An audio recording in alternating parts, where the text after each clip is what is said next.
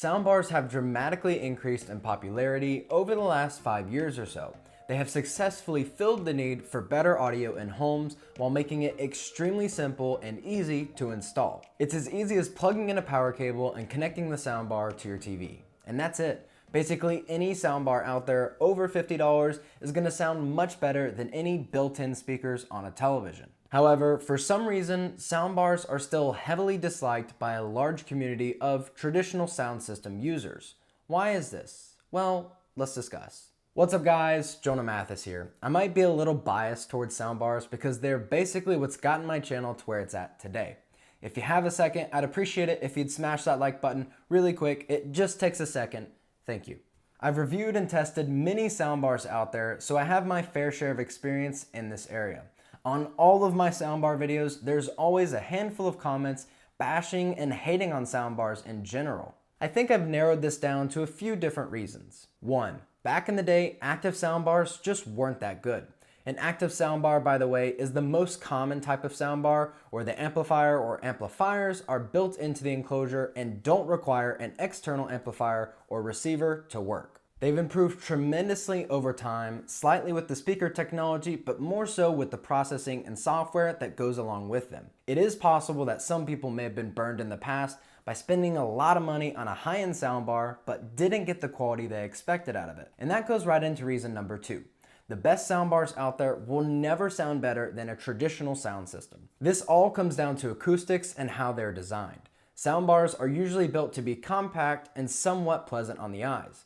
All of the speakers, amplifiers, and other electronics are typically contained within a single enclosure that can't be too big, otherwise most consumers would not want to use them. However, the best way to improve the sound quality in a soundbar would be to increase the size of the mid-range drivers and increase the size of the speaker driver's enclosure. Generally, and I mean generally, there are a lot of factors that go into this, but the more space there is in a speaker enclosure, the better that speaker is going to sound. Now with that said, there are 2 factors here that are heavily working against each other. Soundbars need to be compact and slimmer to appeal to a larger variety of people. But if they make the speaker drivers and enclosure larger, it would dramatically increase the sound quality. So manufacturers are very much forced to balance the size and looks of a soundbar, even when it can result in an overall lower audio quality. A traditional sound system with large tower speakers or even bookshelf speakers where the drivers are much larger and there's lots of space inside the enclosures is just going to sound better than almost any soundbar out there. 3. A lot of people feel that high-end soundbar systems are way too expensive when they think they can build a much better traditional system for the same price or an even better price. And the thing is, they're kinda right, but also kinda wrong. To break this down, let's look at the different flagship soundbars that are out there right now. The Sonos Arc surround set is $1,856. Very expensive, yes I know. The LG SN11RG 7.1.4 system is $1,500, and the Samsung HWQ950T originally retailed at $1,800, but is now priced at $1,300. Now Sonos is definitely one of the more expensive brands out there that's absolutely loved by many, including myself. I have a Sonos Arc surround system in my living room and very much enjoy it. But Sonos is also very much disliked by many because of their high prices in comparison to audio quality. I would say that most other high-end soundbars are somewhat fairly priced once they've been out for 6 months or so. But now let's look at a traditional surround system that we could compare to these high-end soundbar systems. You could definitely go out and purchase each speaker separately, which is probably what you should do, but to make this comparison simple, we'll look at a bundled speaker kit. For example, this Sony 5.1 channel surround sound kit, including the AV receiver, is around $1,500. Not a bad price. This set comes with the AV receiver, 2 tower speakers, a center channel, 2 bookshelf surround speakers, and a subwoofer. Now, quick disclaimer, I've never listened to or used this system personally. I'm simply using it as an example. If you're interested in seeing a video where I try to build a traditional surround sound system and compare it both in price and quality to a soundbar, then please let me know in the comments down below. Tower speakers, if built correctly, can sound extremely good. Bigger mid-range drivers, more space in the enclosure, etc., etc. If the drivers themselves are pretty decent, they'll easily help a traditional system outperform any soundbar system. Doing some quick research, again, no real-life testing here, the tower speakers aren't amazing. I mean, they're only $200 each, so they probably aren't built with very high-end materials. The bookshelf speakers seem to be more impressive, but overall, none of the components would be considered anywhere near high-end. In the proper room layout, like a small to medium-sized rectangular room that's closed in, this system could potentially outperform one of the soundbars that I mentioned. Now, what are we not getting with this system?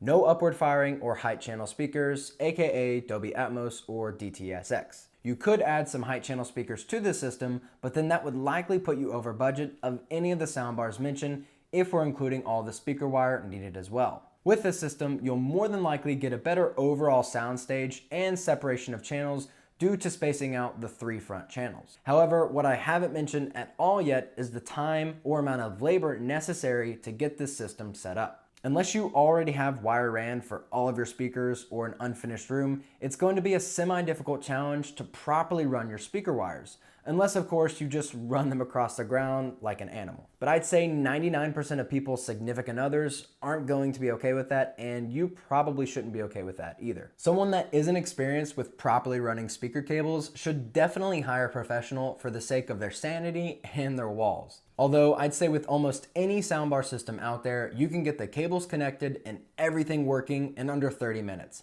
That's extremely doable even for someone that has no idea what they're doing.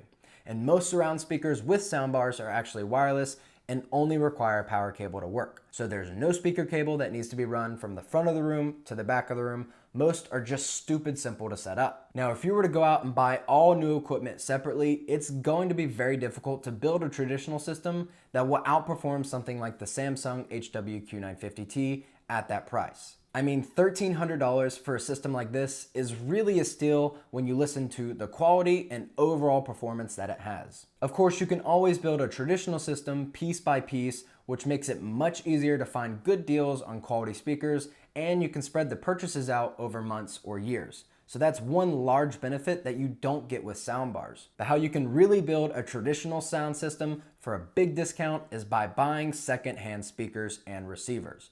You can do this by searching places like Facebook Marketplace, Facebook groups, Craigslist, OfferUp, and more. You could definitely build a phenomenal traditional system with used products, but it will take a large time investment and probably lots of driving time to actually get the equipment that you want, because shipping heavy equipment like this is usually very expensive. But in general, most people don't want to do this. Unless you have a dedicated media room or home theater, it's just too much for the average consumer. For a majority of people out there, it's not worth all the time and effort to find the deals of equipment, go pick up the equipment, run all the speaker cables, configure the system, etc., etc. It's far more convenient and easy to spend $1,000+ on a high-end soundbar where you can just connect a few cables and everything wirelessly pairs. It's just so easy. Consumers have definitely shifted to a convenience mindset rather than a quality mindset. And I really don't think there's anything wrong with that. Trust me, I would love to have a traditional system in my living room, but I'm not interested in running the wires necessary, trying to find speakers that my significant other is okay with displaying,